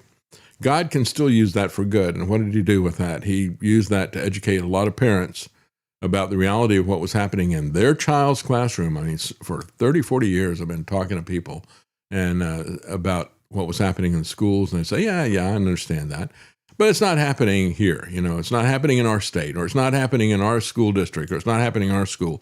And even if it was happening, you could show them that it was happening in all those different places. Oh, no, it's not happening in my child's classroom. I really like that teacher. Then they saw with Zoom classes what really was happening in their child's classroom, and they couldn't argue with that anymore. So here we are with a situation where the society has weaponized this attack against women. And that's really what it is. They are the focus of this attack. Also, it's important, and this is going to sound sexist, but no one is immune from propaganda, but it is proven that women absorb propaganda more readily and more quickly. That's why most of the marketing that you see on TV is targeted at them. Well, they like school, right? They'll sit there, they used to give Ritalin to the little boys all the time because the boys didn't like to sit in at a desk and just be taught all the time. But the little girls like that. They get their pencils in a row and they set up all their books. And they just love to sit there for that. And so that makes them susceptible. It's just a difference in the way that people interact. But what Mises is saying is that AI is coming for the notorious Karen who is overpaid for what she produces but still needs to see the manager. The Industrial Revolution took jobs from people who work with their hands, who did routine physical work. AI is taking routine paperwork, people who forward emails, who schedule meetings, and who sit on diversity committees. They've got big targets on their... Don't worry. The AI can lecture and berate me for my sexism, homophobia, racism, just as well as any real person can, I'm sure. That's right. Well, the Brookings Institute issued a study estimating 37 million American workers highly exposed to AI replacement. Brookings thinks that most of those will easily transition into different roles because they have broad skill sets or because they're smart. But they estimate there's about 6 million of those who will not adapt, primarily in clerical and administrative roles. Brookings estimates that 86% are women. And they work at big organizations, big corporations with lots of routine paperwork, colleges, hospitals, big companies, and government. Well, don't worry, ladies. The oil fields always need more hands, so get on out there. In healthcare, for example, hundreds of thousands of workers never see a patient. They only see paperwork. That's a good example. And they've got a chart here. I don't know if you've got the article there or not, but it shows the growth in physicians versus the growth in administrators. And of course, you could do the same thing in schools as well. And so what you see is the growth in physicians is going up just a little bit. And yet the bureaucracy, it becomes this gigantic mountain. It's just exploded what has happened to the bureaucracy. And most of that has come since 1985. It's worse with federal workers even, who are mostly women. And so the most expensive workers, the least productive workers, the people who fill up the middle-level bureaucracy. And of course, we could see this with Doge, right? Doge was looking at the same type of thing. A lot of these women may be low skill, but they are high education and high income, which they're about to lose. And that won't make them happy. As a matter of fact, as I pointed out, Alex Karp said, quote, "If you're going to disrupt the economic and political power of highly educated female voters who vote Democrat while increasing the power of vocationally trained working class males, and you think that's going to work out politically, you're in an insane asylum." And so a study done by Anthropic, who has Claude, thinks that AI could ultimately replace over 90% of tasks in the administrative, clerical, and middle management, 80% in arts and media and law firms. So don't become a lawyer. During the .com website bubble that was there, website developers were supposed to become obsolete any day. But 50 years later, they're still here. Why? Because the work got more complicated and even the basic stuff got automated. So the vast majority of the 80 to 90% will reskill, including software, finance, marketing, and many other areas. The problem is those clerks and administrators, secretaries, sales assistants, and HR. Heaven help you if you are a diversity consultant who doesn't know how to flip a burger.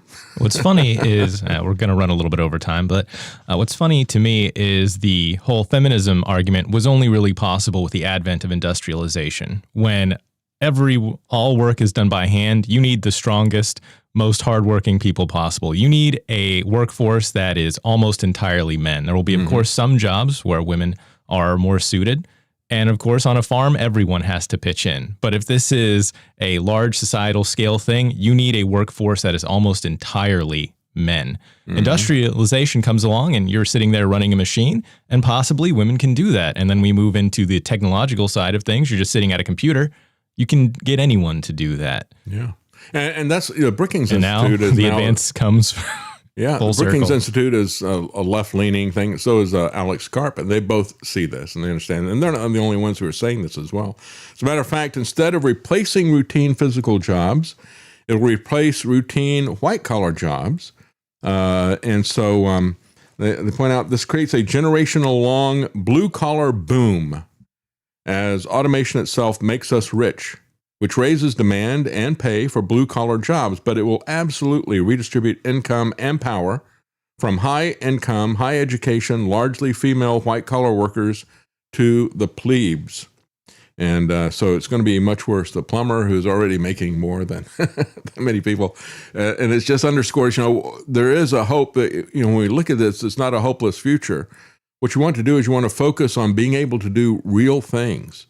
And if you got children, focus them on some real world skills. That's the important thing, because it's going to be a long time before those are going to be replaced by robots. That kind of ability to do real things is going to be incredibly important.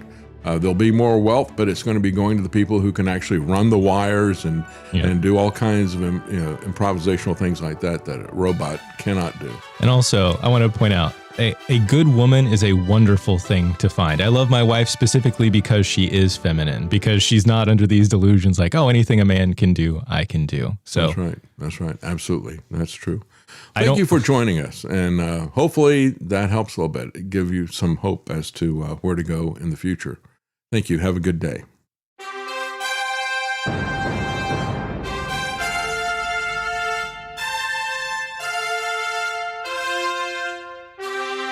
The Common Man. They created Common Core to dumb down our children. They created Common Pass to track and control us. Their Commons Project to make sure the commoners own nothing. And the communist future. They see the common man as simple, unsophisticated, ordinary. But each of us has worth and dignity, created in the image of God. That is what we have in common. That is what they want to take away. Their most powerful weapons are isolation, deception, intimidation. They desire to know everything about us while they hide everything from us. It's time to turn that around and expose what they want to hide. Please share the information and links you'll find at thedavidknightshow.com. Thank you for listening. Thank you for sharing.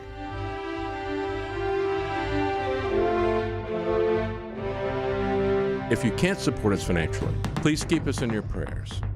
thedavidknightshow.com.